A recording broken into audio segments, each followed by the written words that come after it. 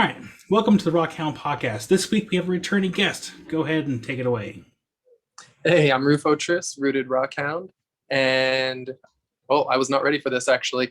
So I did a lot of rockhounding. I started with gold panning a while back, and it just kind of started as like a little hobby thing that I saw other channels doing, and I started sharing it. Then it became more and more, but it was kind of just a way for me to get away from the video games and the technology, because I was really sucked in, as many people were with COVID, just into the internet and video gaming nonstop. So the Rooted is getting back in nature and getting my roots back in nature. And that's kind of where I got the name from. Nice. And welcome back too.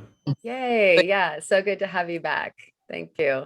And a warm welcome to all of you. Welcome back to the podcast yet again. And if this is your first time, then thank you for tuning in. And we'd love to know where you're tuning in from and what you're up to. So leave it in the comments for you. And next week, I'll give you a shout out for that. And I am Karen from Ozone Fine Art Adventures in the super soggy again, Oregon coast.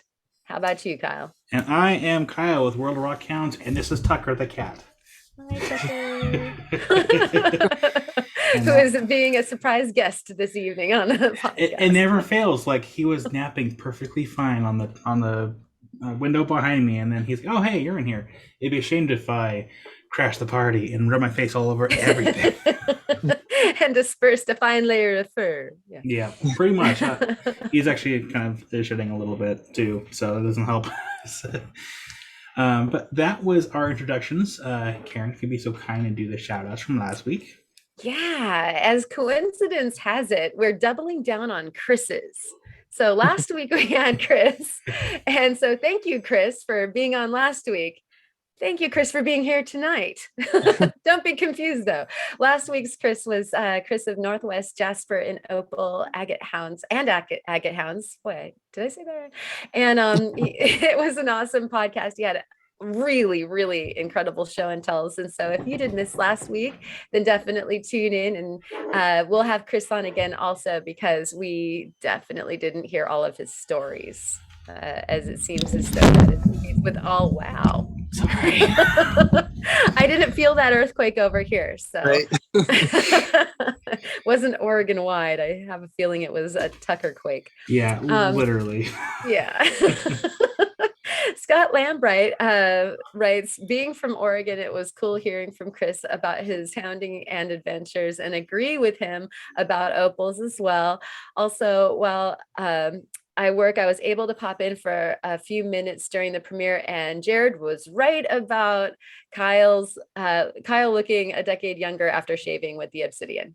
Was it the Obsidian or was it the shaving? It's the baby face. If I don't shave, I probably look about my age, but if I do shave, I look like I'm in my 20s. The secret of youth within that Obsidian there. Yep. Right. I'm actually working on polishing up that piece I shaved with too. Yeah. Nice. Gotta keep that memento. Right on. And so he was also congrating us on coming awfully darn close to 1,000 subscribers. And so if you have somebody that you know that would love to just arbitrarily subscribe to something, or if they really honestly love the podcast, have them subscribe, or you can subscribe still if you haven't already. But we're awfully close. And so that'll be a fun thing. You might be the thousands. Wouldn't that be so cool? So he says, keep up the awesome work and appreciate all of you. Claude from Kalgoorlie enjoyed Chris's carnelians. Those carnelians were incredible. And was pointing out how dangerously close we were to 1,000 as well. Thanks, Claude. Crawdad and Rusty, they were enjoying the podcast on account that they were sorting rocks from a 12-day hounding venture out to southeastern Oregon that they had just gotten home from. They had gone to Warm Springs Reservoir, Beulah. I always say that one wrong. That one's the one with the really cool fossils. Stinking Water, North Bede Reservoir, Harney Lake, and McDermott. He went to McDermott. Wow.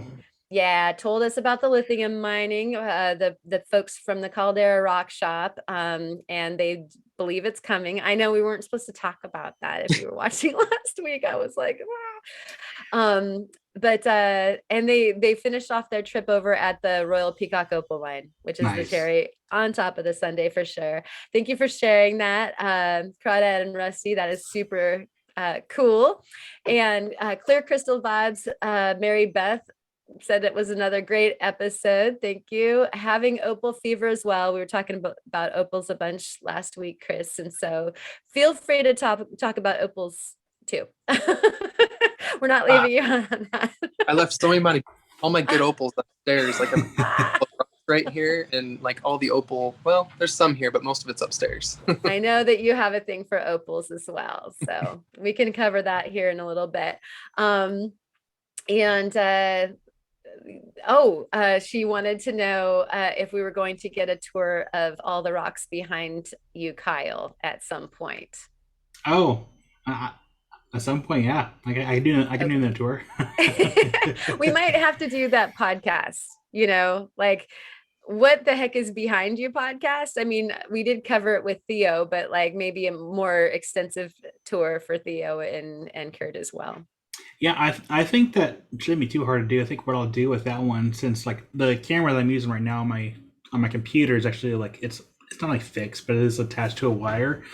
I can almost have the podcast running on the computer and then boot up my phone and just do a little mobile walk around. That would be super cool. Hey, pupper. Which one is this? This is Nadia. Nadia. Awesome. She got shaved the other day because they're kind of long hairs, but it's getting warm. Yeah, what a gorgeous pup. Puppy. Yeah, she knows too. All right. So Allison Mineralland, Hunting the Rockies, checking in, or Hunt the Rockies, sorry. Checking in from Montana, Dustin Finds Rocks, Largent 45, Sandmaker, Ivan Lopez, and Blind Squirrel Rocks, who said rocks and puppies are just like bacon and eggs. Right, Chris? Who's showing that off right now. All enjoyed it along with y'all in the chat. Thanks for coming and thanks for being here now. As you chat, you guys all rock, and them's the shouts. Thank you, Karen. Yep. And then now we get into how our weeks were. We'll start with you, Chris. So, planned a trip to Utah. I'll be going out there next week and trying to go back for some more. Oh, okay, bye-bye. Did you want to go? She wants to leave.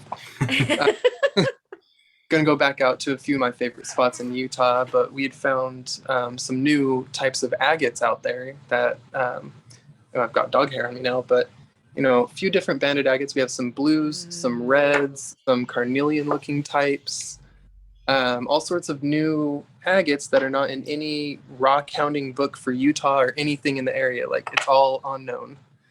And then, fantastic. Some quartz crystals and stuff too. That's not going to give me a good focus, but that's cool. Awesome. Yes. It wasn't for the best of news, family health issues, but going to spend some time with family and be there for Father's Day and go do some rock hounding with my dad. So nice. That is awesome. Be nice to get out of town anyway. For sure. Yeah. Anything else? Anything else going on in your life? Trying to plan a whole bunch of trips. Herkimer Diamonds is on the list since I'm now living in New York, obviously, but it's not a short drive. So it's going to be a long, weekend trip to go up to Herkimer. There's a few spots up in Connecticut I want to check out, and lots of places locally that I want to check out on the East Coast and go dig. But we're going to be going to Wisconsin in a few months. We're going to be going to Italy, actually. So that's a big one. Yeah, it is. I don't know about rock hounding in Italy, but I might have to look into that, Look it up. I don't think they want you taking rocks from the Colosseum, but we'll look it up now. Yeah, there should be some pretty neat stuff to see, though. I mean, given what area of Italy you get to go through. I've always wanted to see the travertine and that sort of thing. So yeah, we were still debating on which area we were going to. I think we kind of just settled with it, but it's going to be a busy summer for us. That's for sure. Nice. Sounds great. Yeah. How far is Herkimer from you? About a 6-hour drive. Depends on traffic, but 5.5 to 6 hour drive. It's not too bad. That's like us. That's like for us driving to Plush to get sunstones. So it's not too far. It is definitely a trip that you have to plan in advance.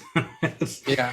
Leave I just early. found that Sunstone and Moonstone about 2 hours away from me, though. So I might have to go check that out. Do it. Yeah, do it.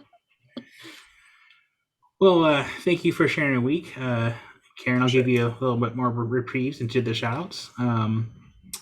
Going down to me, I've been spending my week just kind of doing some late spring deep cleaning of the house and the shop. And then today I went through the kitchen cupboards and I destroyed my shop by taking stuff out of the cupboards to put into the garage. So it's just just how things work when you're cleaning. Recording a bunch of videos for future uploads, and then I'm trying to get around to planning some trips. I just replaced my brakes in my truck, and when you have technically all-wheel drive, or at least four-wheel drive, you have 2 sets of brakes to have to replace, and it was not a very cheap week. It was a very expensive week. Yeah, that's not cheap. No, I did save a little bit because they originally quoted me like over $700 for the front, or no, over $500 for the front, over $700 for the back, and like, oh, we could save you some money if we like redo like the rotors or whatever, and like it could save you about $500 if we can machine them. I'm like, okay, let's see if we can do that, save some money.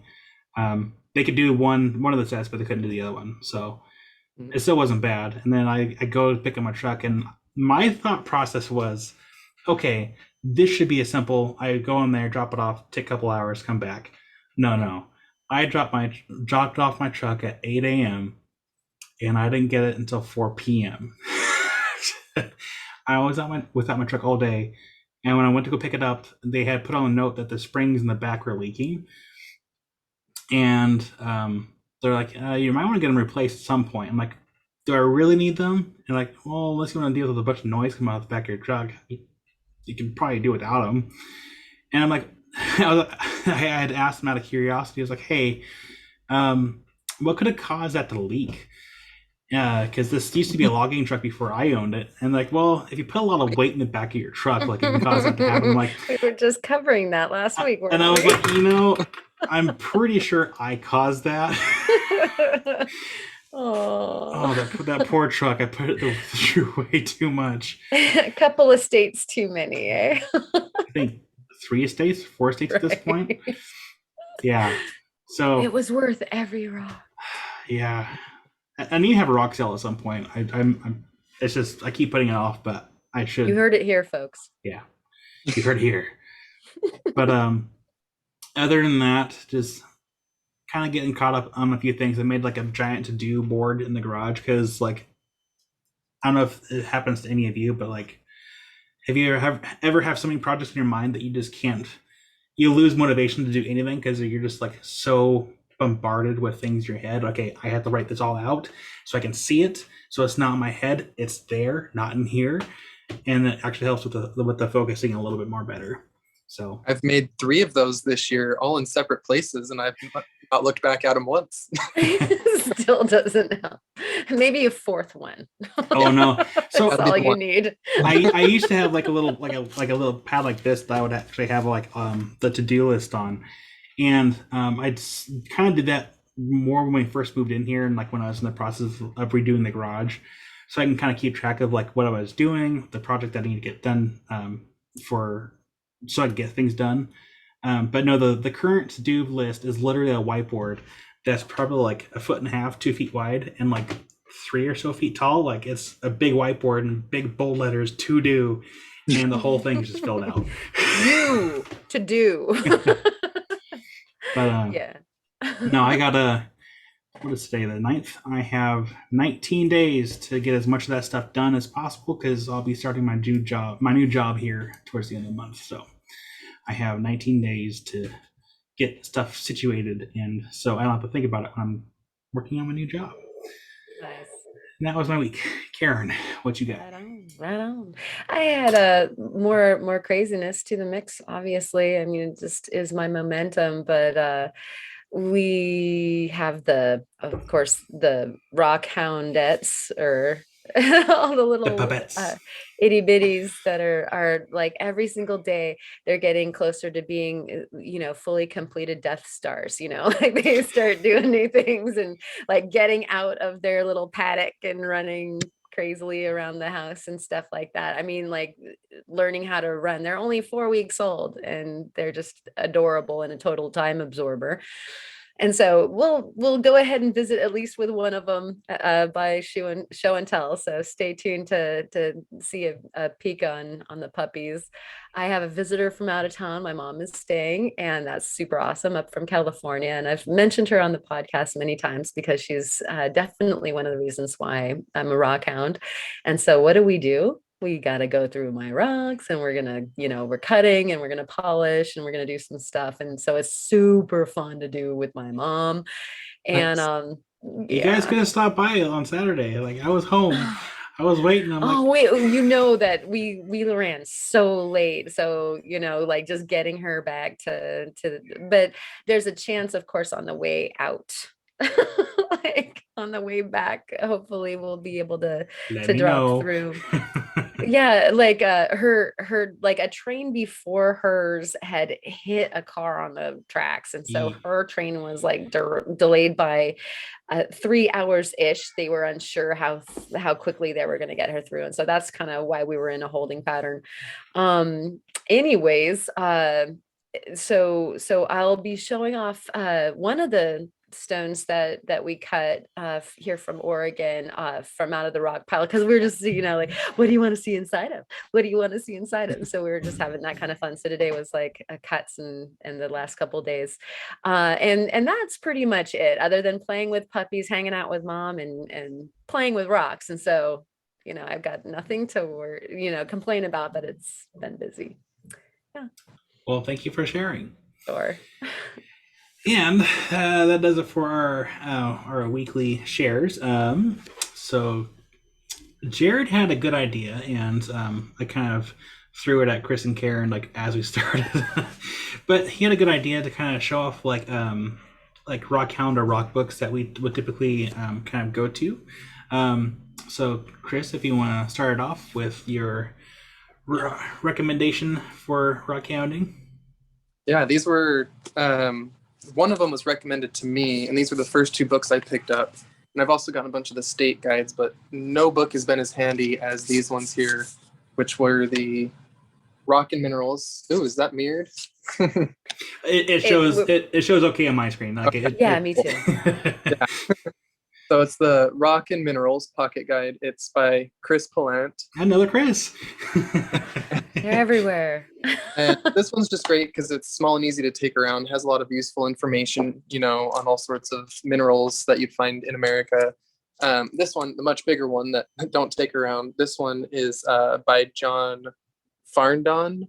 Looks good. Farndon? Yep. But yeah. This one has a lot more in-depth information, a lot of really good tables in it with, a whole lot of minerals laid out with the hardness, density, the color streak, and all that kind of information laid out with actual pictures of the color streaks. So it's not just brown. It's like you can see kind of what shade of brown and stuff. And it's pretty handy with that.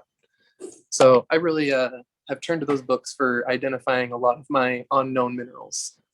That's good enough. Awesome. Need that to add that to my my little library I have going on. So thank you for sharing that. Karen, what is your go-to book? Well, or one of them. I have two, but I actually since Kyle asked, I have two books that were sitting on my desk. And so they must be remarkable in some way because they were literally like right here when he asked. I was like, okay, yeah, I got some books here. One of them is the Geology of Oregon. Nice. Yeah, this is by William and Elizabeth Orr, and those guys are affiliated with the University of Oregon and Oregon State. Wait, which one's the one in Corvallis? OSU. Oregon State, because I didn't, don't be offended, everyone out there, if I cited that wrong, but this is an amazing book if you are in Oregon. I do reference it quite a bit. Well, McDermott, or the Beulah fossils over there at the reservoir. It goes into all of the geology of why you're finding what you're finding, where you're finding it, and of course that can lead you to other of the same material if you're following the geology trail. So you get to get into your own good finds. We talked about that with Chris last week as well. And then my other favorite, like those of you who know me well, these are fossil shells from the Western Oregon. And so we have fossil shells, of course, through all of Oregon. But being as that there were inland seas and whatnot, but these are the ones that happen on the coast. And since I'm located here, this is an actual reference. You can see all the little open to this page, like all of my little, and this thing is like completely covered in coffee because I'm usually rushing to find out which shell I just found when I'm in the car before I even leave the beach. I'm not leaving here until I know that was that specific pectin. This one's by Ellen J. Moore. If you are on the coast, or if you have a penchant for the Oregon coast fossil shells, this is an absolute must-have. It's got some great history about the Oregon coast in it as well, because she's specialized. So I know that's a little nichey, but those are the two that were actually sitting on my desk from research. It was meant to be. I like mine were very like general rocks and minerals, and yours were very like narrowed in. Laser beam. Yeah, totally. Well, thank you for sharing your recommendations, so what you use. And then I got a little recommendation myself as well. So I actually I picked out a few books. Is like these ones.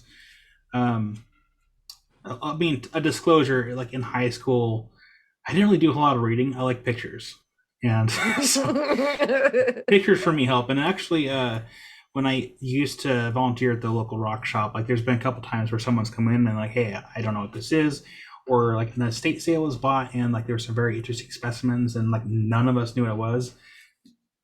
Books. So this one actually the National Audubon Society Field Guide to Rocks and Minerals for North America, right? Yeah, North America. That one's great. Yeah. This is one of my favorites actually because it not only does it have the different crystal types, but it kind of has them color coordinated too. So it goes over like the different colors of spectrums of all the different materials. And each color is like organized by its shape or what kind of class. Yeah, I love it. It's good stuff. There is a point though, because I remember Jared at some point talked about how like they do use like more mineral, or not mineral, but they use more museum grade specimens for like these pictures for like the best possible qualities. But this does help, at least with like crystal structures and colors, to get an idea of what something could be. I think, for example, my friend had given me a box of rocks, and like there was two rocks that weren't labeled. One was a big quartz point, which I've showed here on the podcast before, and the other one was actually a piece of adamite. I didn't know it was adamite at the time. Had to do some research, found it in the book. Like, okay, it's adamite. And so yeah, this is one of my favorites. And then I also have some the Simon and Schuster's Guide to Rocks and Minerals, and then the Peterson Field Guide Rock and Minerals. So I have a little bit of everything, but I like the National Audubon one because it has like the picture, the color pictures. It's very organized. I that appeases my OCD a little bit. It's got good information too. Like if you want to know some background geology, it's fabulous for giving the thumbnails over like the different types of rocks and that sort of thing too. Yeah, I've spent a lot of time flipping through that one just for the pictures because I love it. It's just like when you go on mindat.org, and you just end up looking at just the pictures of all the little crystals. It's great. It helps, especially because like just because something looks like it's clear and pointy doesn't mean it's all quartz. Like like having that crystal structure of what it looks like, either drawn out or like having different specimens with the different structures showing, it really helps with the identification process. For sure. Yeah. Well, that was our recommendations for books. So that was, I guess, kind of from Jared. Karen, do you have any questions for Chris? Oh yeah, totally. Well, I would love to lead. We have had Chris on before, so go back to that episode to get some of the background on Chris, because we ask all of the normal first questions. So I'm going to cut to the chase. Chris has been traveling, and he traveled to a place that has so like a special mineral. And so I'm going to ask about the travels and what was like, where did you travel? What was surprising or impressive about the minerals that you came into contact there, especially the one that you know that I'm alluding to. So I'm gonna pitch it off to you. For sure. So yeah, we went to the Dominican Republic for a friend's wedding, and it was a really nice and needed vacation, and just so beautiful to get to spend day after day on the beach. And that's pretty much all every day went out on the beach. And then like the second to last day and like the last morning, I was running around trying to buy all of the Larimar that I could, because everyone knows that is like the thing that comes from the Dominican Republic is that Larimar. And it's like little swimming pools. I might even have to just flip the camera for this one. Say, show it again. I just spotlighted your camera. Yeah, so. You're on the spotlight now. Yeah. Look, feast your eyes on that beauty, people. Don't you want to jump in there? Oh, hey, look, there's a bunch of opal in the background. I lied. I did have opal out here. That's all Oregon fire opal right there. So that is so gorgeous. Like, and so isn't the Dominican Republic is the onlyest place that you can get that as well, right? Yeah. So, and what it is, I actually explained it in one of my recent videos. I don't like go really in depth, but it's actually a pectolite. It looks like an agate. It is not chalcedony. It is a pectolite. So if you look into those, it's kind of like a round needle-like formation. It almost looks like a concretion. It starts from the center, and it's needles that grow out in circles. Oh, okay, these circular patterns throughout it. Like you can see the green there formed in like these circular patterns. And pectolite is actually softer than agate. It is only a 5.5 hardness, but this stuff is very dense. Though it's not as hard, it is crazy dense. And in my video that just came out only an hour ago, before we recorded this, I cut this one. Go watch it. It was actually cool. So go watch that one. And it was actually slower going than any of the agates that I cut. Like, so, I had cut some of the Utah agates that we found, and they cut like butter compared to the Larimar, which really surprised me, given that they're supposed to not be as hard. That is interesting. What a cool. My mom was asking me as we were going through the rock pile, how long will this take? How long will that take? And, it's just because like, it's been a long time since she's cut, and different saws do different magic, given your blade and the kerf and all that kind of stuff to your blade. And that is so interesting that you bring that up, Chris, because I was like, yeah, it totally depends on the behavior, because you can have something that you think is going to cut a certain way, and then you're just like, what? Right? Yeah. Yeah. Well, so I also got these materials from Utah, which are some different that I polished today. And, these ones, they cut like crazy easy, and they don't take a really good shine because they're onyx, and it's a very porous pitted material. These ones got a surprisingly good shine, being that they're onyx. And this one I thought would be just as easy to cut because it is onyx as well, but it was like crazy hard. It was just like agate, and it actually took a hard polish just like agate as well. So you never really know. I also did some of the root beer onyx, finally got into some of that root beer. God, that stuff is so cool. Yeah. It was a busy. Yeah, you've been busy. Super sweet. Yeah. So was there anything in the Dominican Republic that you encountered mineral wise or geology wise that was surprising to you? Well, so we spent like all our time on the beach pretty much. You're just rubbing that in, right? I'm just kidding. Well, like the beaches we Aaron were on, literally like, lives on the beach. I know. Wait, what am I? But like a warm beach, But it was like as fair opposed point. to this one. the Yeah. super sandy beaches. There was like almost no rocks in sight, and I would walk day and day and find like no rocks the first 3 days we were there. But Wow. on like the fourth day, the first few days it started getting stormy and a lot of wind was blowing and churning up the waves. And by like the fourth day, we started finding a whole bunch of little agatized corals on the beach. So I also brought home a whole bag of like a pound with like 50 or 50 plus little agatized coral bits in there. And they look like That mini is cool. Kowski stones. They have like the tiny little marks that look like, Nice. but smaller.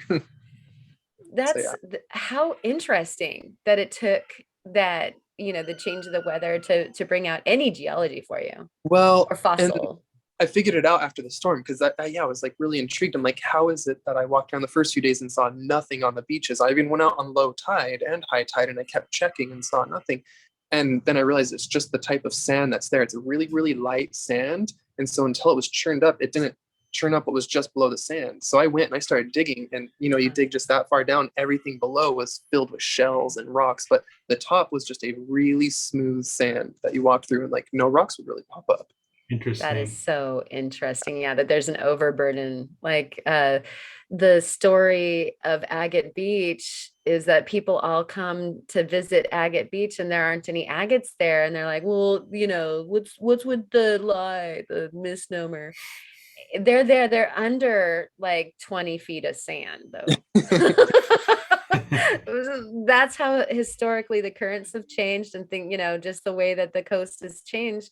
It was named Agate Beach because you used to be able to haul like massive bags of agates off of this beach. And so that's interesting that you say that, Chris, that there's just a little overburden and then you're into the good stuff.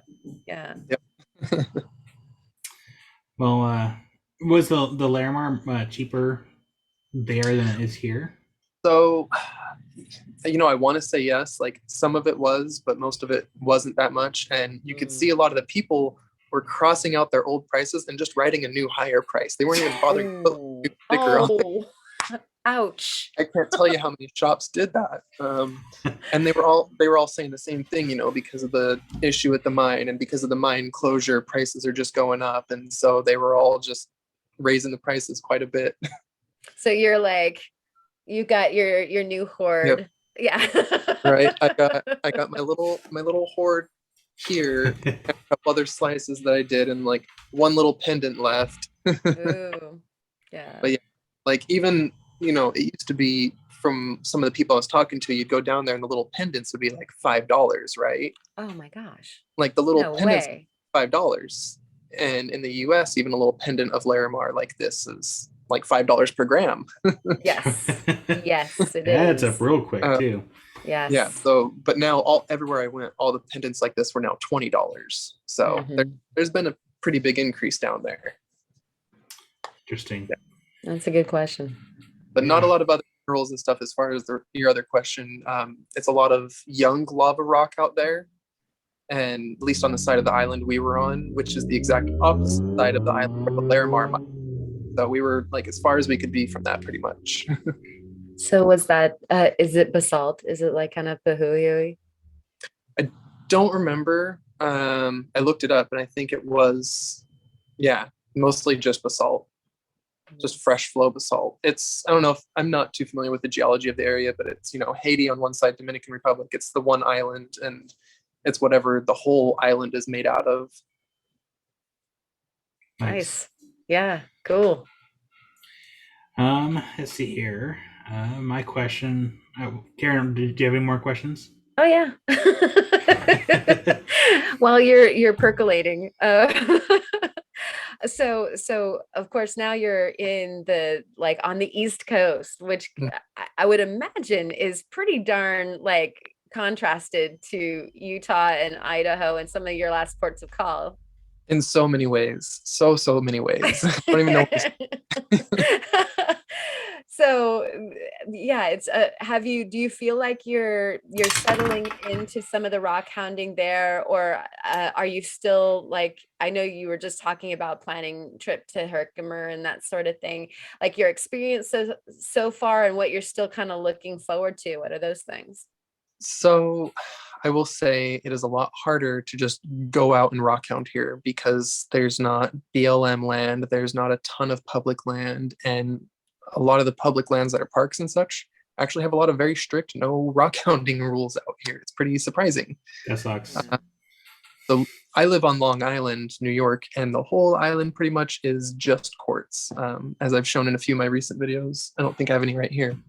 But oh yeah, just quartz. The whole island is nothing but the same quartz, which I polished this little piece, and it can be, kind of cool, but it gets pretty boring because that's all the island is a massive glacial dump from the last ice age. It pushed everything off of Canada and just dumped a bunch of sand and quartz in a pile, and that's how you got Long Island.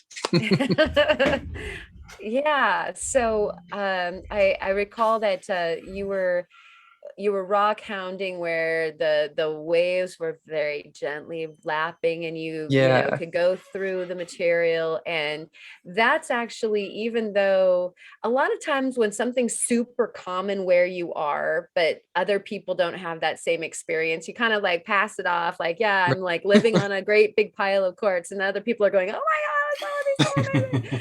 I found visually that video was such a feast, just because it's different to the eye. I will say, I guess I'm like feigning calmness because there is some excitement. I did find a few pieces. I don't think are right here. I have them all in a special little box upstairs, but they're tourmalated quartz. So I have my own pieces of tourmalated quartz, which that's super awesome.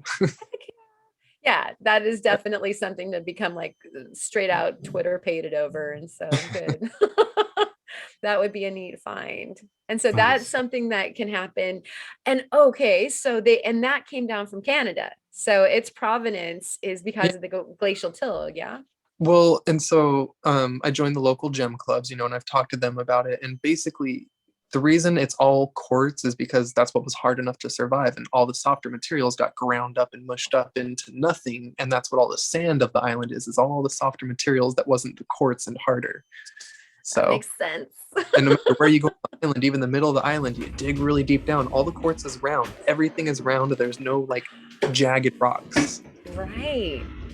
Yeah. How interesting. And from your recent experiences in areas of Utah and say, graveyard or places that are in Idaho, everything's jagged, right? It's, so much out of steam. It's where it was born. So it's got all the edges from that. Yeah. That's what I mean by just different for the eyes. And so therefore unique and exciting, I guess.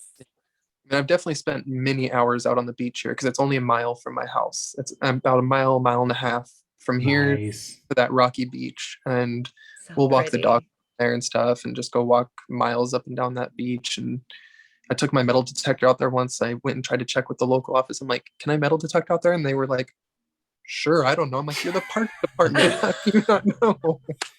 That's hilarious. We don't know. Well, who should I ask? All right on. Did you find anything though?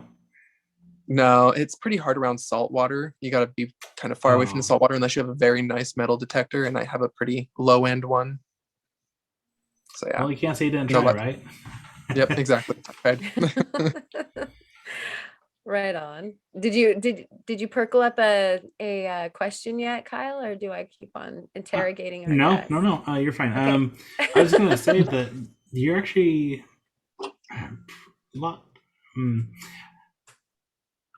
you're kind of closer to Canada now. Do you have any maybe plans going to Canada? So I was thinking maybe later this summer or fall, but now with all the trips we're taking, I'm not really sure. Maybe it'll be a next spring thing. But I definitely want to go up to Niagara Falls. And, so that's on the border, and then probably jump across the border and do something there. But yeah, definitely want to go up there and maybe even do a little rock hounding up there as well, for sure. Do it. Say we got some Canadian friends, fellow YouTubers that are up there, so you can always be contact them and say, hey, What are you doing? Oh, and I know Greg's watching. We got Greg in the chat. I know he'll definitely come meet me there for sure. Greg. Yeah, he's threatening to come down to Oregon. So he's gonna know everybody personally at some point soon, which is pretty darn Yeah. cool. Like that, this has that kind of reach, that we're all contacting each other. That's cool. What, you're gonna be out on the beach, Karen, and like Greg stops you. Hey. Yeah. No kidding, right? Since he just so happened to be on the same beach with Theo that day, whatever. What are the odds? Riverside. Yeah. Could Yeah. happen. Coincidence, not stalking. No. Right. Yeah, just as long as I don't become a hostage at some point, which was also subject of the last or the one before that podcast. That's true. I was gonna make a comment about that because at one point, like fresh out of Job Corps, I challenged all the kids that I was staying with that I can probably get out of being tied to a chair, and they took that Random.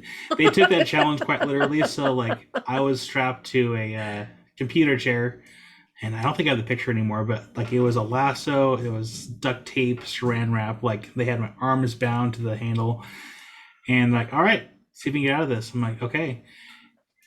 One gal's boyfriend at the time, he was like, hey, and I think this was when Black Ops 1 or 2 was pretty popular. And he's like, hey, can I play your Xbox? I'm like, well, it depends. Can you hand me that pair of scissors over there? He just put it in my one hand, and my hand was like bound to the chair, so I couldn't hardly move my hand, but I got out. It took a little while. But Nice. They didn't put any constraints or rules onto exactly how it was that you freed yourself. And so, yeah. I think the only rule was I couldn't destroy the lasso because it was actually someone else's lasso they had because they worked on a farm, so they didn't want it destroyed. I'm like, okay, I can at least respect that. But I still got out. Don't give me tools of escape because I will escape. It's good for everybody to know, and I'm glad that we kind of fulfilled a tangent because there would have been a great gaping hole in the podcast if we didn't have a good tangent. Yeah. Well, now we got the tangent out of the way and a couple of questions. We can actually get in the show and tell. There we go. Unless Chris, do you have any questions at all? Yeah. I mean, yeah, actually. Do you guys ever find that you just work a whole bunch of cabs because you have a material that's just like a bunch of little pieces that you don't like film and do a whole thing on every cab? Do you ever just like do 12 of them and just like, I'm not going to film it. I just want to relax and just make some cabs myself. I can't say I have. I keep scraps though, thinking I'm going to do something with them, and I just don't. Actually, that's interesting because my last question for you was something along those lines, like after because you've been accumulating some cool tools lately, like, you got yourself the saw and, of course you've got the flat lap and everything. And I know that in and of itself, like creates a special momentum and of course a need for more tools. Always. But that's interesting that you say, like, I was going to ask, how your view has changed, like it might change your view on rock hounding or how you handle your materials. Is so fun to indulge on just doing, right? Yeah, I've definitely found that I'm going to be more selective of what I bring home because I have so much stuff, and even cutting it and working it, I'm like, I still have so much stuff, and a lot of people are sending me stuff, and I'm like, I'm really appreciative. Thank you for all the free little things. Like, I have a lot now. More the merrier. My next toy is going to have to be a facet arm because, pardon me, I've been getting into like the idea of faceting, and I did a video where I did the freehand facet, and I did a little aquamarine gemstone, and so now I'm like, now I need a facet arm. Yeah, it does have that tendency to like, and now I need to reach over here and get this thing, and that reach gives me this new perspective that I need this other thing. So tell us, what was your indulgent mineral that you decided to do a bunch of polishing of? So there was a couple little things I got into, and I started just digging into some of the Oregon fire opal here. Yeah. Is it fire opal or fire agate?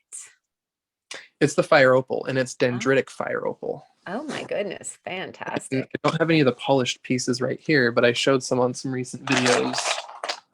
And I've just got a whole bunch of chunks of it. I'll flip my camera again here. That's what all that is there, but it's the, I want to say it's the Outlaw Rocks Oregon fire opal, but it's a bunch of pieces with quite a bit of dendrites in it. And like there's just a line of mossy dendrites coming up and out of it. Nice. But yeah, I was polishing a bunch of pieces of that, which are all upstairs. By the way, I also made little keychains of the drawing I did. That was also in my notes. That's Dude, cool. that drawing was rad, is my note. I meant to have it down here, but it's upstairs in my closet, and it's like, that picture was, I don't remember how many hours it took me, but it was my final project for my art class. We were supposed to do a self-image of how we see ourselves. Maybe I'll send Kyle a picture of it to like throw up here if I didn't already for the show and tell. It's totally cool. You always can. Very, very creative and a lovely take on that assignment. I was definitely like, bravo. I think that you said you shared it with the Discordians, right? Mm-hmm. Is that where we saw that? Okay, yeah. Got to sign up for the Discord so that you can see the show and tells that are, everybody's peripheral stuff. Very, very cool. Yeah. The Discord channels are great, and there's actually a bunch of rock hounding channel ones. I'm in like 6 different rock hound Discords. There's I can't the one imagine. that you guys have the podcast, but me and Geodcracker actually run one as well. So go sign up for that one for sure. And I just like it's amazing how fun it is to see what everybody else is up to. If I belong to all of those, I don't know that I'd get anything done because it is fun. Like I hear the bloop, and I'm like, from right here, I'm doing something. I'm like, what is somebody doing? And it can be awesome because if you are sort of like spinning your wheels and not getting what it needs to get done, it's nice to see that other people are doing stuff. It might give you the little nudge to get it going too. Yeah, I'll have it just sitting to the side while I'm polishing all the time, but I have to have it muted because that goes off way too much with all the rooms I'm in. Right? I have to be very discerning. Yeah. As a little idea, like here's all the cabs I've been working on. Oh wow, you've been busy. Yeah. Just a little bit. Bravo. Well I've been doing little flash sales on TikTok and stuff and selling some of my cabs to a lot of people who do wire wrapping. I got these little stickers that look like opal too, little flashy hologram stickers. Well, if you come to Oregon, you're more welcome to use my shop. I might put you to work. I need to get up there just because I miss so much of the Pacific Northwest. I need to get back out there and get digging. Do it. It misses you too, I'm sure. I've only got a couple of my big thunder egg chunks left. I need more, even though I don't have room for them. Do you need just like chunks as in broken chunks, or just like uncut? Nah, I just want to dig them up. It's just so fun. I agree with you 100%. I got a small box, or no, I don't have a small box. I have a large pile of like broken up thunder eggs. I can always send you some if you want some.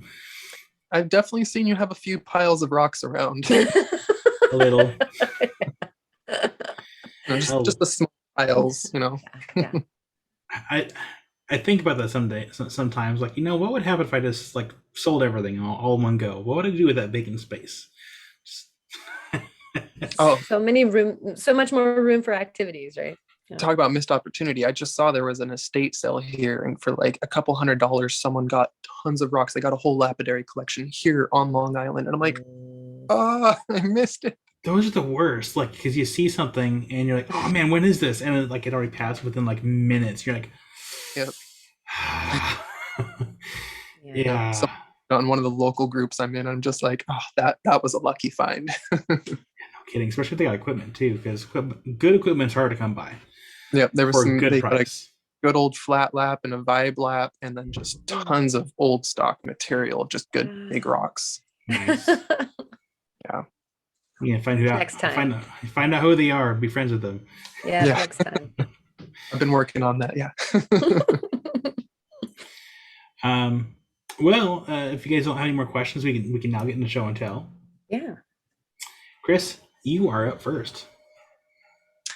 So I sent you the pictures, and I forgot to bring the rest of them down with me, but there was the one I showed earlier, and there's the one fragment. So we went to Utah, and we pulled up a bunch of those rocks, and I had no idea they were going to be so beautiful inside. I was out rock hounding with my dad. It was a new prospective property they were looking at purchasing, and brought a few home because they looked like, I saw the outside. I'm like, oh, that's got a couple colors in it. It's got like 2 kinds of colors. I'm curious what's inside, but had no idea when I cut it was going to be like blue, and it's got kind of a line of yellow going through it. Oh, wow. That's cool. It took a pretty good polish too. Yeah, that's, it's weird. I'm having the hardest time with my polish. When it was at the 3000, it had a perfect reflection of the light. And then I used the 14,000 polish paste. And no matter how much I wash it, it dulled the polish. You might need to do cerium oxide instead. Yeah, I'd say take it back to the 3000 and then, or even the 1200 and go back to 3000 from there. And then the cerium oxide, and that should fix it. Yeah, I've noticed that it's been dulling a few of my rocks. The polish works on some things, but not everything. And I'm still trying to figure out what materials it's good for. I think it depends on the hardness and the hardness/softness of the stone. I'm still playing around with my new 14,000 wheel, and I'm still preferring the 3,000 and the cerium oxide for about better polish. I'm still also breaking in those wheels. Yeah.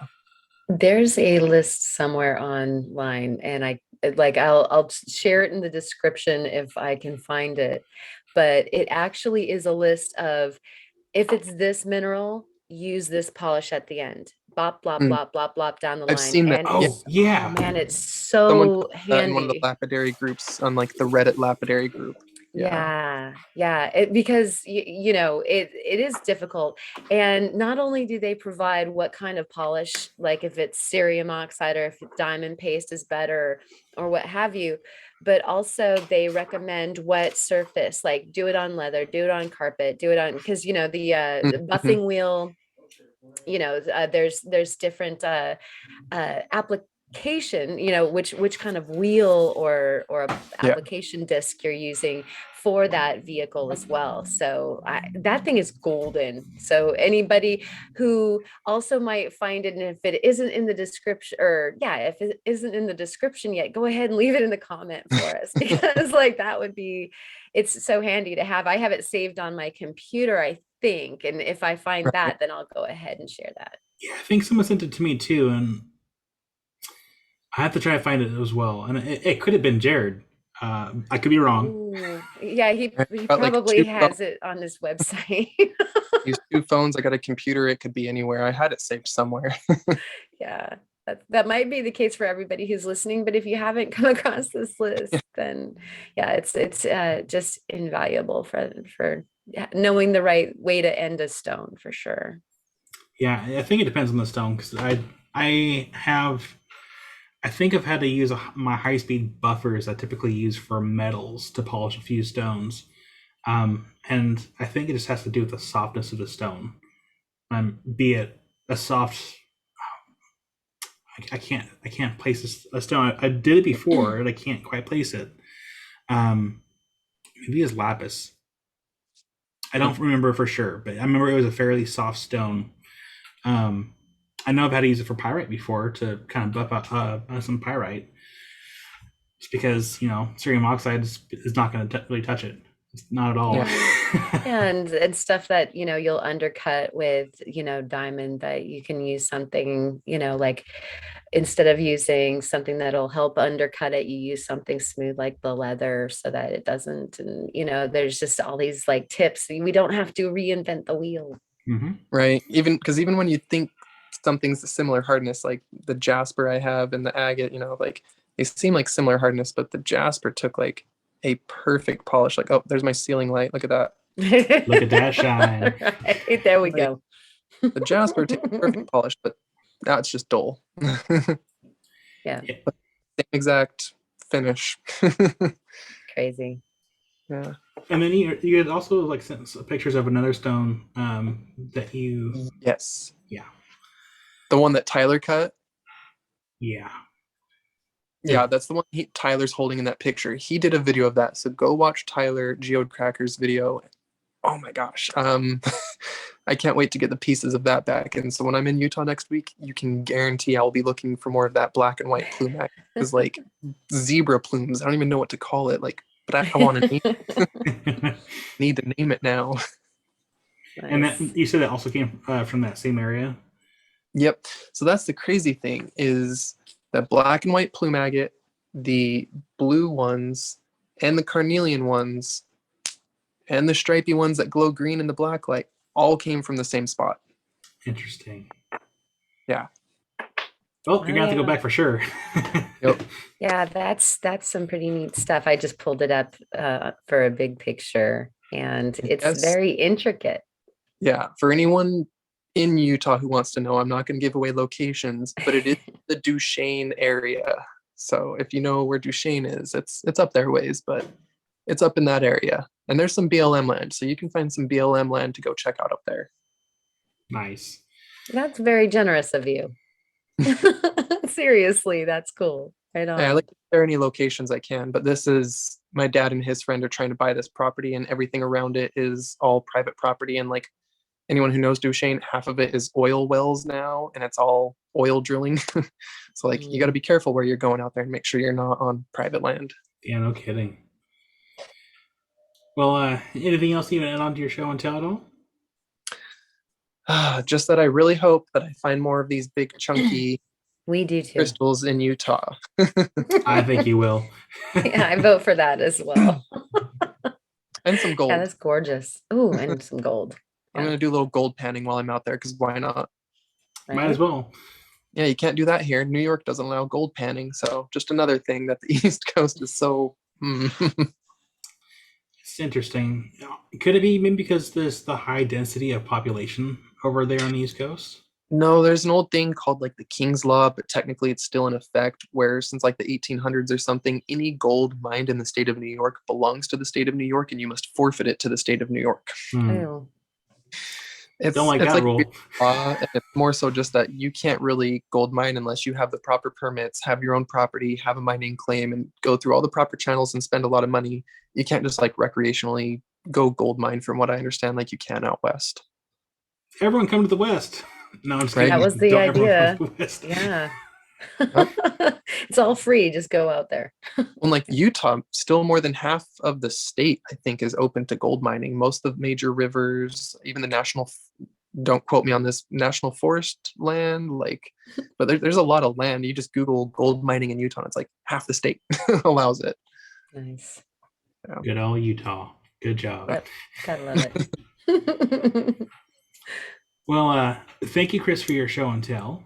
Yeah, that was awesome. You have so many goodies there. Thank Yeah, you for you showing do. us the A million more, but the off the record show and tell of that cab table. That was gorgeous. Yeah. right, yeah, people have to come see more on my channel, I guess, because I've got a lot more to show.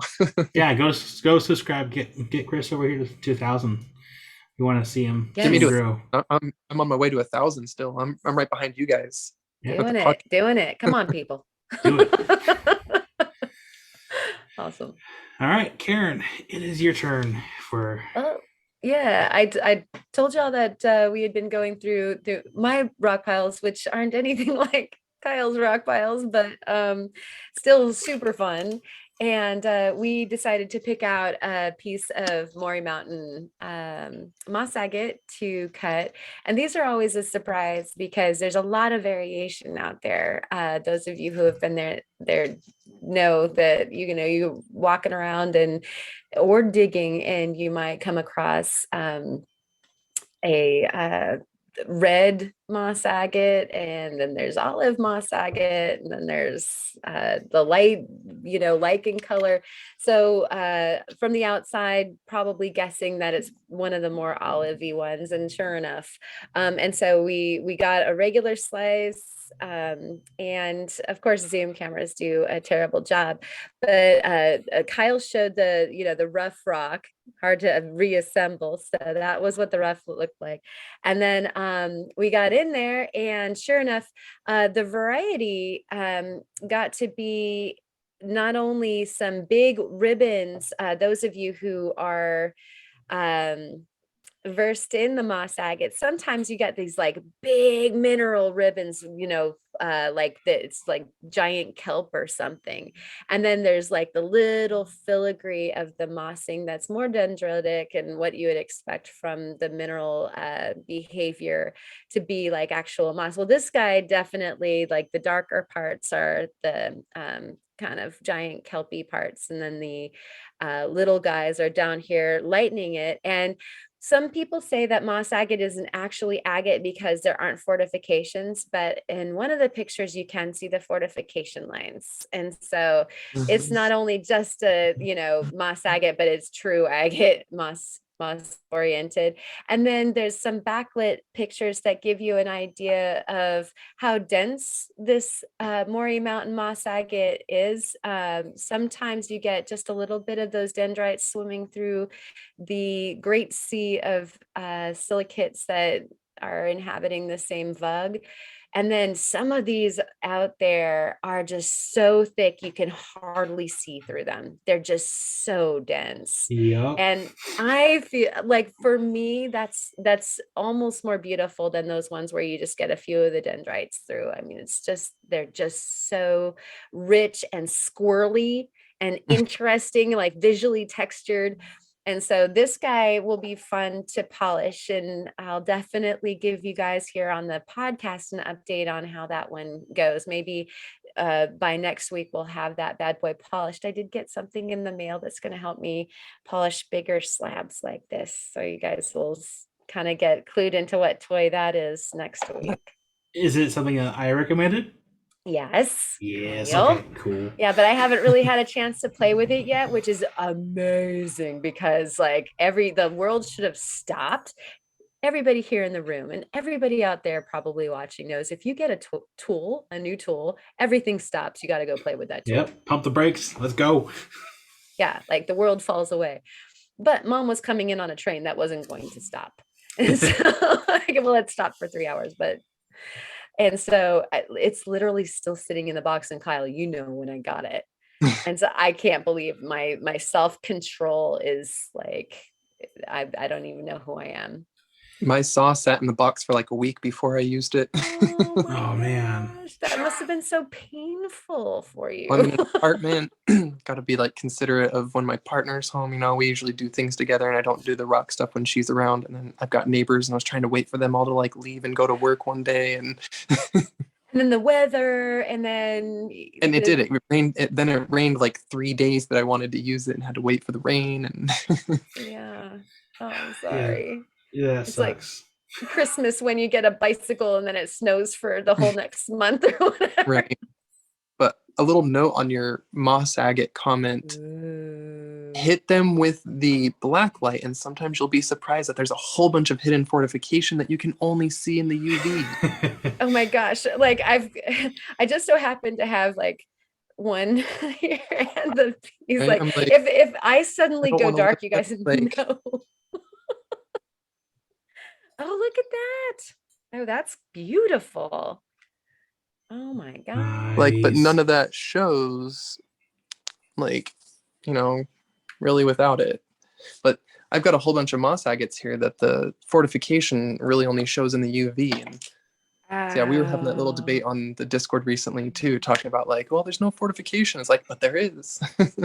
Right. Oh, that's so cool that you guys were just talking about that. Because yeah, that's one of the things like you'll see in books that it says, well, but moss agate isn't technically an agate because of the like nobody would really, I guess, wanted to say moss chert. but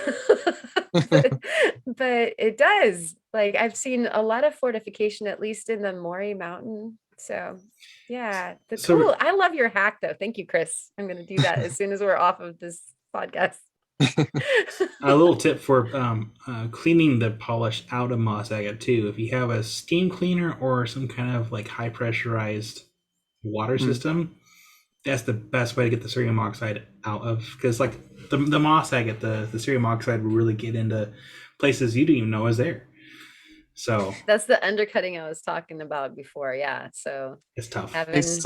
Speaking of that, I saw a hack. It might have been back at the Idaho Gem Club. I don't quite remember who did it. Someone put like coffee filters over the shop vac hose And like after they cleaned it off, they were like really getting in there and like pressing it to the coffee filter, and the shop vac was, I guess, to help try and suck it and pull it out of the holes.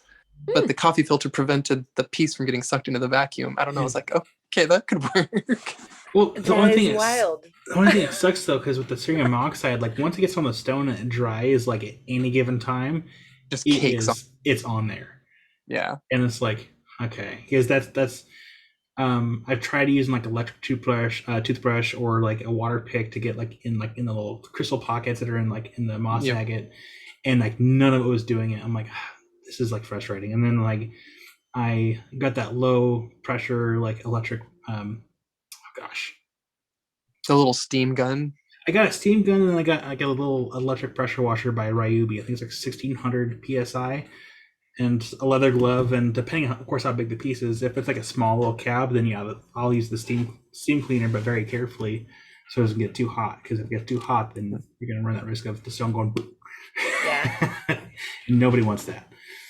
The disc that they have available through High Tech Diamond, they have one of their discs that's embedded with the cerium oxide instead of it being loose, and that actually does an amazing job on the moss agate because there's nothing that you have to fish out when you're done. It just stays put. And That's so brilliant. yeah, I might look at getting one of those. I was looking at those and I thought they were kind of interesting looking. I love mine. I'm in love with mine. And I just use a lot of water because like little microfibers of the disc itself might want to like free up and get snagged into something, but it's a like far less difficult thing to even remove that. But if you're using a lot of water with it, and check your speed, like I usually like to go pretty slow. Nice. I like, you're like, it's a little bit of a weeping miracle. Like, oh my gosh, that was so much easier than it could have been. Yeah, because I just use the felt pad mostly, and then what the felt pad and diamond paste doesn't work for, I have like Dremel and Dremel pads and stuff. But no, that sounds great. Yeah, and I guess that was my point going back to that list, is that some of those things are really worth, like leather is wicked awesome, and a lot of lapidary artists don't use leather because it's kind of more old school and it might not have come with the gear that they have, and so it totally works. It's so good. Yeah, go to Michael's and buy yourself a chunk of leather, punch a hole out in the middle, put it on your flat lap disc, whatever, boom, make yourself a little leather flat lap disc. Totally. The only downside that I don't like about leather, because it does take an amazing, like I learned to polish Obsidian leather, and if it dries out at all, it doesn't matter how strong you are. You can have like the world's strongest grip strength, and the moment that leather dries out, if you're trying to polish a stone, it will take that rock and there it goes. There is that. And since those obsidian pieces are really great killing tools, you do need to be very careful with that. Need that today. I mean, good point. Luckily, like whenever like I was working that wheel, like I was always very cautious about it. So I wouldn't have like my face directly over what I'm working on.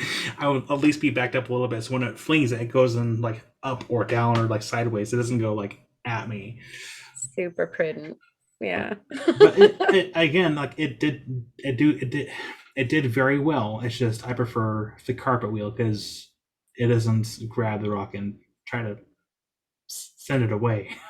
Yes, there's that. Some other tips too, because I need some good like obsidian working tips, because I'm having a few issues with some the rainbow obsidian I'm working right now. Just it's giving me all sorts of issues. That's like the one thing that's not on my table, and I've like started like 10 pieces of obsidian and none of them will take the polish that I want. So are you just having that? Is it coming out too cloudy, or are you having too many scratches coming through? Scratches that I just can't, like I keep going back and going really soft on the wheels and trying to spend a lot of time on each wheel, and like I don't know where it is. I did just get brand new wheels actually. I don't know that I've tried since I got my newest wheels. Break them in first. Yeah. You need to gobble up some this of that was on root beer. This was on my old wheels, but I've got new wheels since working with the obsidian, and I've been breaking them in. So maybe I'll give it a try again now that I've got newer wheels. Do you dry out the stone every so often to look for scratches? Yeah.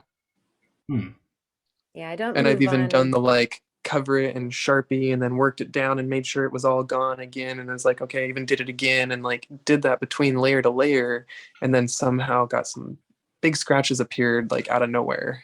So That I is the think downside to Obsidian. Like you think you're done, it just takes one like piece of debris somewhere on the wheel, or like a grit on the wheel that maybe got exposed somehow or didn't like wear evenly, and then like you think you're done, and all of a sudden like surprise scratch. Yeah. Having a jeweler's loop and looking at that like with the obsidian dry and checking out under magnification, like if all of your scratches are at the very least, because in the course stages it's hard to know, from one scratch to another, are we all the way, up to the 240 or whatever. But the other thing is, as far as with the obsidian, I like a lot of times you get there and you go back and you get there and you go back, and so it's a dance to I be do able that to. same dance all the time. Yeah, It's you have to slide backwards a little bit, and okay, that didn't quite come out right, and then you go forward again. And so I don't know, yeah, I I think always that try to it wash my pieces between the wheels so that I'm not carrying over contaminants and all that. dust is on the most hardness scale of 7. I don't even Dust. do that. Yeah. At And the so it's crazy like how quickly something can get contaminated. And so, yeah.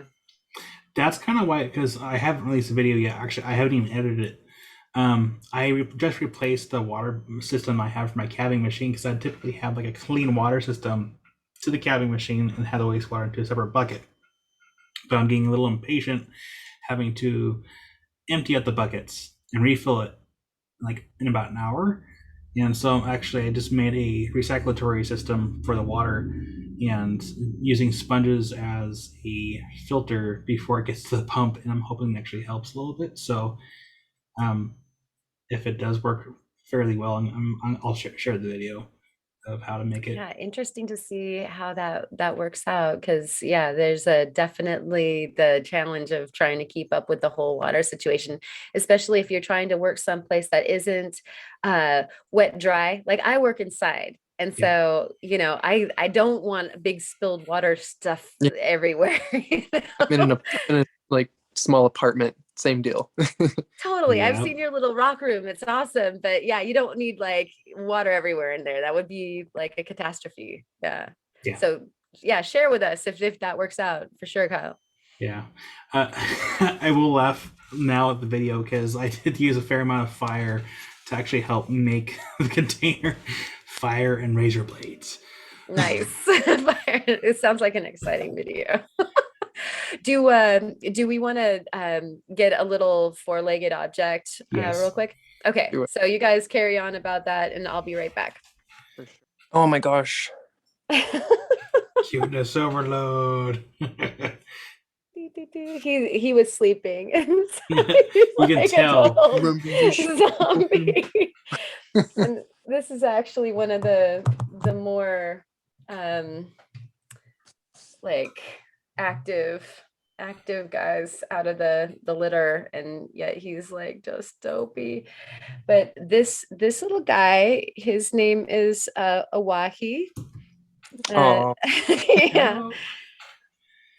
Since Ochiko is the mountains and Lily is flowers, all the girls from the litter were named after flowers, and all the boys were named after mountains. And of course, oh, the and they'll get changed, of course, when they go to their forever homes. He's just smiling and happy. Look at that. So but you cute. gotta tell me, was one of the boys named Topaz then? I didn't go into Utah. It was all stuff for Oregon. And so like there is a Maury. And Steens is Oahi's best friend in the litter. Like Steens and Oahi like hang out together all the time. Oh, wow, Well, he's such a great name. well, Or maybe it's because I maybe. love the Jasper. Right? I know. I was like, okay, yeah, this is actually one of my favorite puppies out of the litter. He's just such a cool little dog. He's the only one out of all of them that don't have a full mask. Like and the red and blue healers use, like, that's one of the things that they they have the eye patches over both of Mhm. the eyes, and Yeah. this guy does, he only has like sort of a quasi mask on the one side, and there's just his little eyeliner like Lily. And Yeah. so yeah, he's so So cute. cute. Yeah, and he's so mellow. My gosh, I don't know if I've ever seen him be so mellow. Yeah, they're still pretty young. Yeah. You said 4 weeks? Yep. Yeah, that's pretty young. 4 Yeah. weeks just got from a nap.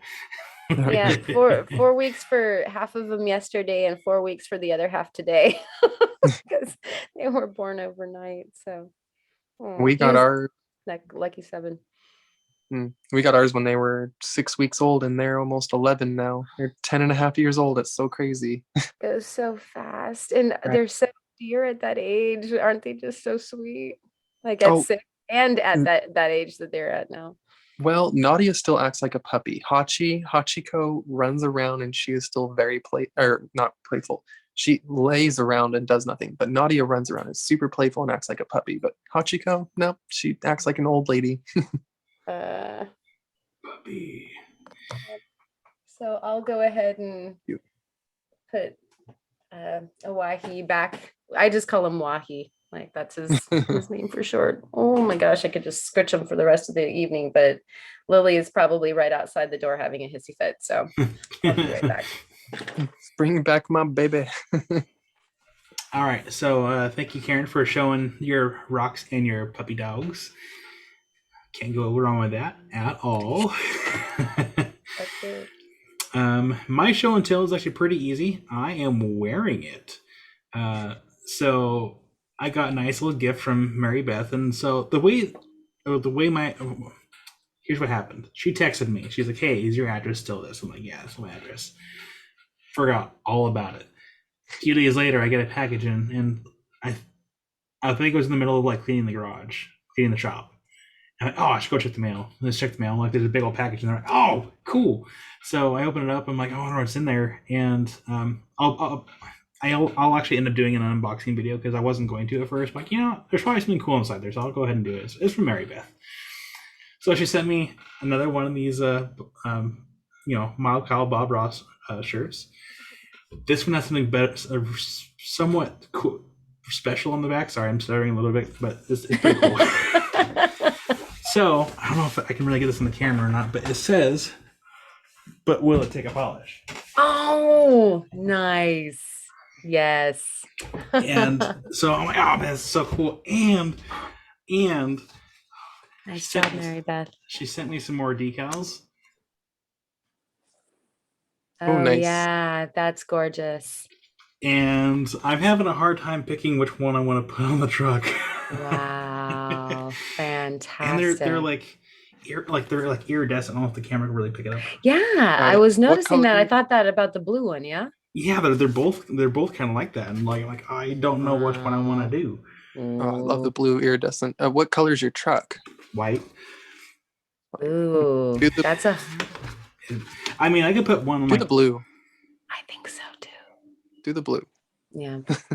Go ahead and that's leave the your vote in the color person. comments so that we can all argue profusely over it next week. So. My opinion's invalid. I'm colorblind. You don't take my colors ever. You aren't. Are you really? Oh, so badly. Oh my gosh. the more you know. We didn't know that. Yeah. How It comes up interesting. often when we do those colorblind tests, and there's like 20 of them. I can get like 7 of the 20 numbers. Wow. Wow. Wow. What, Go ahead. I was gonna Kyle. say, like, what colors can't you really see very well? So I can see all the colors. It's just it depends on the colors that are within one image. So if it's blues and purples together, it gets really messed up. So I'm like blue-green colorblind. But any blues and purples that are together, everything just looks blue to me. I don't see purple really that much. Everything's just blue. And then greens and yellows. Greens and yellows are always mixed up. I don't know if this box around my picture is green or yellow, or the thing up in the top is green or yellow. I never really know. Unless it's a Interesting. dark green or a really bright yellow. It's like the sun. I know the sun's yellow, but when they're bright greens and bright yellows, and so I don't know, they can be hard to tell. That makes sense, So though. with of course, the application here is when you're looking at rocks like a piece of holly blue, do you see different colors like of the fortifications in value, or is that really kind of hard for you to parse? So I do, and that's one of those things I always wonder, like what people really see different. Like I've tried those colorblind glasses, and where they allow me to see the numbers, they don't let you see true color. They allow you to see things you couldn't before because they change all colors. It's like a filter that just has like a blue or red lens over it. So it doesn't allow you to see true natural colors. But I tried that, and I looked at a ton of my rocks one day. I got the really nice, the really popular brand of the colorblind glasses. Tried them out for a week, didn't like them, and I sent them back. Oh. It doesn't, it's the white rocks were all blue. Everything had a blue tint to it. Like everything you look at was like a bluish tint. Interesting. Yeah. And so, just through your regular vision, you would never know. I'm going like, well, what can't you see on like a piece of blue maggot? Like, Right. And I you like don't know. describe to people all the time. It's like I still see a lot of colors in here. I might just see different colors than other people. Like what I think is, the lighter blues in here, and then when it gets darker, I think I see purples. But then my girlfriend would be like, no, that's just like gray. Got it. I How see a lot of cool. blues when things are gray. Like I keep calling this one blue, but I've then been told by multiple people it's like, no, they're like, it's like a gray. It's blue-gray. I mean, So it's even prettier to you, though. How cool is that? That Right. your eyes are adjusted in like a pro way for your minerals. Like, sorry, I get to see all this stuff better than you. But it does allow me to pick a lot of things out better. Like when we're walking through the woods, I see every deer, I see every animal. I'm like, there's an animal, there's an animal. There's like camouflage animals don't camouflage to me. I pick out rattlesnakes like that. Like a lot of animals that are supposed to be camouflage, I see them. That So is really, why you're evolutionarily you got this one, right? Right. so you're the person you want on that anyone wants on the team, because you'd be able to spot things they can't. Yeah. I'm the That's snake spot. awesome. I mean, if you think about it, in the apocalyptic setting, you wouldn't just be the snake spotter; you'd be the dinner spotter, because like, Yeah. Yeah. dinner Or the zombie spotter or whatever. Depending on how the apocalypse goes down. Yeah. Right. True. But thank you for your show and tells, and now we get into words of wisdom. Chris, what do you got? I think just given that I'm about to go on a lot of trips and go to some places I've never been, as well as some places I've been, never just be too comfortable. Always be prepared, always be safe. We hear it all the time on this channel, but it's because it's really important. Safety matters, not just when I'm out rock hounding and stuff, but even when I'm here cutting rocks. I'm wearing respirator and safety goggles like all the time. Just safety. I'm just going to keep it at safety. That's Love a good it. one. Yeah, that never can't be. You can't say that too much. That's Nope. never a bad idea to remind people of. Yes, for sure. There's some big chips out of my goggles right in the eyeball region. Yeah. Well, we were just talking about how the leather grabs the obsidian and how you don't want this or whatever. Yeah. I had one get chest really bad the other day. Yeah. So if I'm paranoid, so I'll wear I'll wear a full face if I feel like I need to. I do have a leather apron from like welding and things like that. So if you feel like you're maybe in a vulnerable kind of situation with something that you're doing, overdo the safety. You can't go wrong with that. Like you can underdo it, But yeah, I'm sure you guys have all seen that. I think it was from a Dremel, or it might have been from an angle grinder or something like that. But the whole wheel that's stuck into somebody's face, one of Yeah. those like Oh my clear face gosh. masks. Yeah, Oh, that was exactly. I'm like, I'm glad that I wear that when I do. And it's I'd not rather catch it just that way. it's not just those cutoff discs either. I know a guy that he was working on an angle grinder. I forgot what he's working on, but he had set it down and he was not thinking, and he grabbed the wrong end of it and he just cut his finger. Pretty good. Met a few guys like that.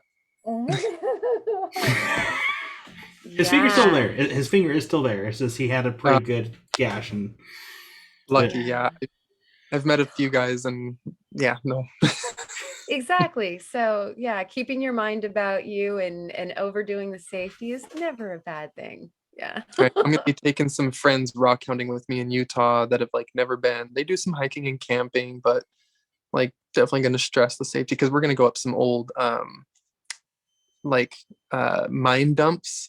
We're not gonna go up the really steep, scary stuff, but there's some really good old mine dumps in Utah that you can go to that just have like, I mean, you can find lode gold and silver and huge agates and stuff still just laying all over.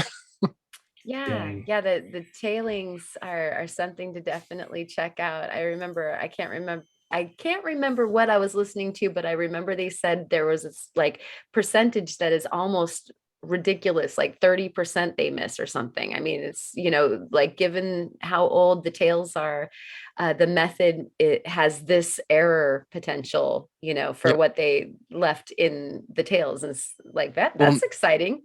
even with their newest technology, a lot of sluices, each type of sluice misses a certain percentage of gold, and they use a lot of dry sluicing for that old stuff, which misses a ton of gold. So it's all about volume. They put more through, and it's okay to miss it, Yeah.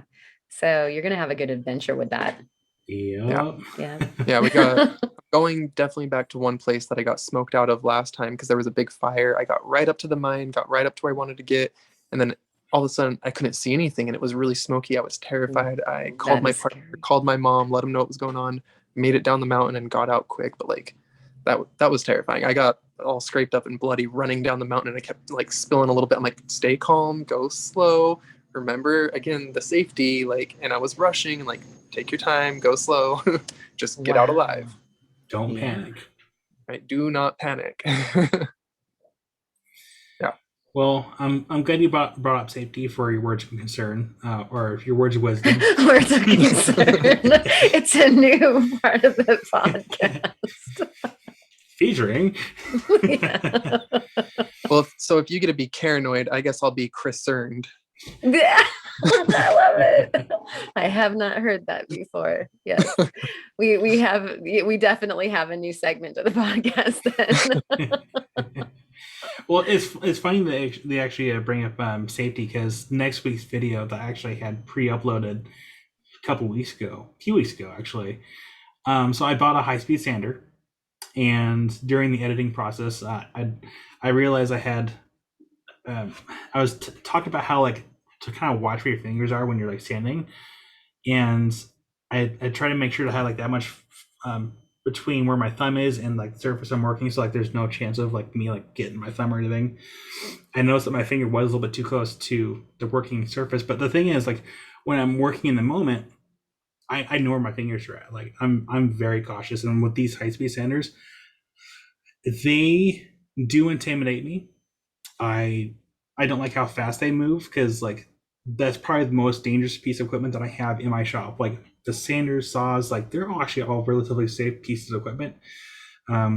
Even the angle grinder, because that thing shuts off it. Typically, you're holding it, and once it shuts off, it doesn't take too long to actually shut down. But that thing, it is fast. It's wicked fast. And I use a hot dog in that video to show what will happen if you put your thumb at the corner of a high-speed sander. Cringe. I'm ready for that cringe. Right? No. So keep an eye out for that video next week. I'm ready. You just said it and I'm like, ugh. It was the last hot dog in that package too, and I did not let it go to waste. So Okay. We what's all your word of feel, wisdom? yeah, we feel baited into definitely watching this next video. Well done. So my words of wisdom are do it now, because you don't know that you're gonna have a chance to later. It's been said before, but like I said, I'm so enjoying the time with my mom and being able to cut and to polish and to just dork out outside over rocks. Like, look at this one, look at this one, wow. And you just like all the way during COVID, when people were having trouble wanting, or like wondering if it was safe or not to get around and stuff like that, you miss out and you wonder, like, oh my gosh, like, are we gonna have a chance to do this again ever? Like, and so do it now. Get your traveling in and get your experiences with people, because you just don't know if you're gonna get another chance. I like it.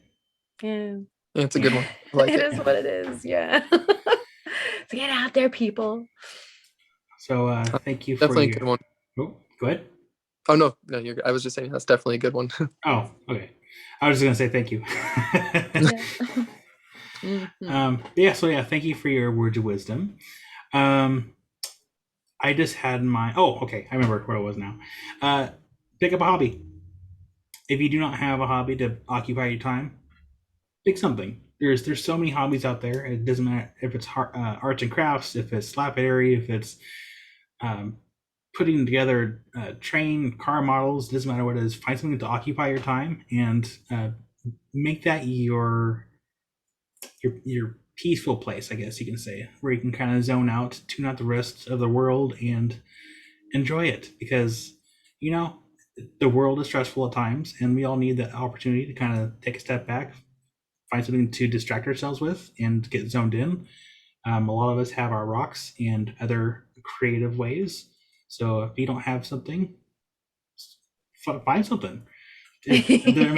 Google's gonna be just type in like hobby ideas and then start seeing find something that will suit your needs. And it can be simple as taking pictures out in the wilderness, going for walks. The hobby can be as simple as you make it. Yeah. I like that. Go to Michael's and Joanne's and walk around the craft store and look for something that intrigues you. You might not need something like inspiration. I'm always worried that I've always got my coupons. I'm always browsing in there. I'm always worried that the employees are going to stop me and like, are you going to buy anything? Because I did that the other day where I browsed a few laps around Michael's and just kind of see what was there. And weirdly enough, it was like they didn't really have any good sales that week, like at all. Usually they have like 30-40% off certain things, but there's like very select few things. So I bought some like mini canvases, and I'm gonna try a project in the near future. So with paint and rocks, not painting the rocks, but paint and rocks. And rocks. I found out something interesting. My last trip at Michael's, they track how much you spend, and might have some sort of tier thing, because once I checked out and put in my number and stuff, she's like, "Oh, you're a premium member." And I was like, "I'm a what?" What? She was like, "You spent a lot here." I was like, "How do you know that?" Like you've been outed or something. Like, hey. Right? Yeah, not in front of the, yeah. That's great. That would be me as well. Yeah. What are you trying to say? Stay crafty, my friends. I like your hobby suggestion, because I started doing all sorts of things over the years. I did crocheting, I did coin collecting, I tried like 20 different hobbies. I went and got a 3D art pen and was trying to do little models, like so many things. Nice. Yeah, and it is kind of cool when you hit your flow with something and blasts you off into a whole nother cool realm, and like you were saying, in the relaxation space, or the place where you can focus to the point where everything in the world drops away and goes away. Mm-hmm. Yeah, and the thing is, you never know where that one hobby will take you. You might end up with several different hobbies. Like I have some mint that I need to propagate and make some more mint plants. And I have an azalea bush that I want to propagate as well, and I bought some propagation orbs to do that with. So, if you didn't know that I do that, so now you do. I dabble in everything, and plus I have to redo the water fountain out back too that I did last year. take the old plants out, rehome them, and then put some new plants in there. Yeah. That was something that my mom and I got to do. But painting, like I haven't painted for ages, and my mom is a fine artist like my whole life, and so I kind of grew up with it. But we went and painted the lighthouse together, and it was a paint out. That was one of the reasons the auspice of why she came out, and so Nice. Yeah. Yeah, I forgot I could draw. I hadn't drawn anything in like 10 to 15 years until I took this art class. I'm like, oh yeah. Yeah. Drawing up a storm. I think a lot of us lapidary people are pretty crafty as far as like artistically speaking. You need to start asking all of your guests from now on if they're left or right-handed. I'm right-handed for the record. I need to know. There's a lot of lefties out there. Yeah. In the artsy world. I think Theo's a lefty. I might be wrong, but like a lot of people also are ambidextrous. Like I've found, like I was taught to write and do things with my right hand, but I find my paintbrush in my left hand, and I didn't think of switching. It'll just be there. And go ahead. You're gonna say what I was thinking. Except writing, right? You just do the one hand writing. Yeah, because I was taught with my right, but I'm constantly cabbing with my left, or even using my hammer and stuff. Like I switch off, like so that one hand's not always tired. What about you, Kyle? Do you do that, or are you pretty dominant on one side? I definitely write with my right, but I actually might be ambidextrous with everything else as far as like lapidary goes, or lapidary and like whatever I'm working on in the shop. Like, because I haven't really thought about that before. I have to kind of pay attention to what I'm doing next time. And it's interesting. Go ahead. I was just gonna say, it comes up here when we talk about like neuropsychology and stuff with my partner, but like there's a lot of tests you can do to see what level of ambidextrous you are. Like the level right below writing, is going to be, can you eat left-handed? And like just try different tasks left-handed and see what you can do. Yeah, that is cool. Yeah, I love that though. Chris, we're gonna have to start not only asking guests, but everybody in the chat right now, and you that are watching, go ahead and leave your thoughts in the comments, because I am like, that's an interesting, even scientific experiment. Like how many of the folks that have this predisposition or propensity to doing the rock hounding and lapidary, I mean, I know y'all, if you see something on the left side that you need to grab that's on the ground, you're gonna do it with your left hand, because like we all, you're just going for it. Or a lot of the stuff that we do is very ambidextrous already. Like if you're picking, you don't always pick over the same shoulder, right? Like you switch, and I don't know. Anyway, I do. No, that's good for food for thought. Things to think about. Well, let's go ahead and end it there. Yeah, love it. Karen, if you do the honors, take us out. Absolutely. So thank you for making it all the way to the end, all y'all in the chat, having a great time, and everybody that is watching. So we are compiling our next viewer show and tell. If you want to be in on this, please send your story and some pictures of that fabulous find to the email in the description, and we'll go ahead, and once we have enough of those amassed, we'll go ahead and do the viewer show and tell. And so keep an eye out for that.